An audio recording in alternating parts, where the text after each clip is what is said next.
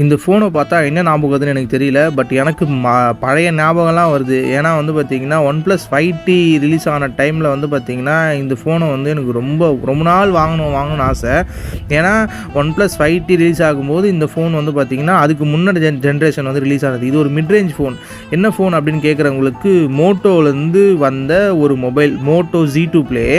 இந்த ஃபோனில் அப்படி என்ன ஸ்பெஷல் அந்த டைம்லன்னு கேட்டிங்கன்னா, அந்த டைம்லேயே இந்த ஃபோனால் HDRல வீடியோ எடுக்க முடியும். 4K 30 FPS ஆப்ஷன் இருந்தது. Snapdragon 626 தான்.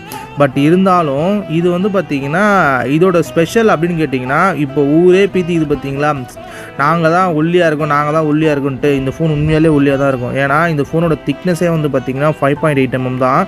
இன்றைக்கி வந்து 7 mm 7.97 அப்படின்றதெல்லாம் வந்து ஸ்லிம்முன்றோம். அப்போ 5.8லாம் பாருங்கள் எந்த அளவுக்கு இருக்குன்னு சொல்லிட்டு. அதுவும் இந்த ஃபோனை பார்த்தோன்னே பயங்கர வெயிட்லெஸ்ஸாக இருக்கும், பயங்கர ப்ரீமியமாக இருக்கும். அதுதான் இந்த ஃபோனோட ஸ்பெஷல். இந்த ஃபோன்லாம் வாங்க முடியாத நிலமையில் இருக்கும் பொழுது வந்துச்சு, இப்போ வரல. பட் இந்த ஃபோனில் இன்னொரு ஸ்பெஷலும் இருக்குது.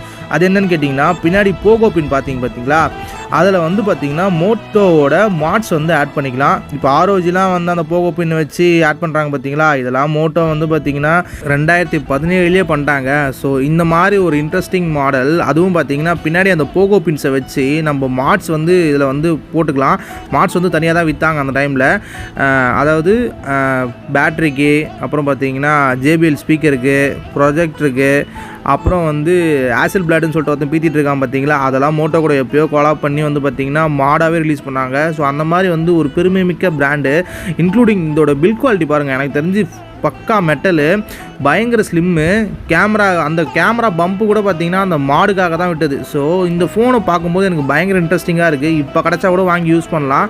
5.5ல் AMOLED டிஸ்பிளேயோட அந்த ஒரு நல்ல மொபைல் Z2 Play. இதுலேயே வந்து Z2 Forceன்னு ஒன்று வந்தது. அது 835ல் பக்கா ஃப்ளாக்ஷிப்பு, ஷட்டர் ஃப்ரூட் கிளாஸு, கீழே 10 முறை எதில் தூக்கி போட்டாலும் உடையாது, அந்த மாதிரி ஃபோன் இருந்தது. ஸோ அதெல்லாம் இப்போ இல்லை. ஸோ இதை பற்றின உங்கள் கருத்து என்னென்னு கீழே சொல்லுங்கள். எனக்கு இது இன்ட்ரெஸ்ட்டாக தோணுச்சு, அதனால் வீடியோ எடுத்தேன். அவ்வளோதான் இந்த வீடியோ. தேங்க்யூ.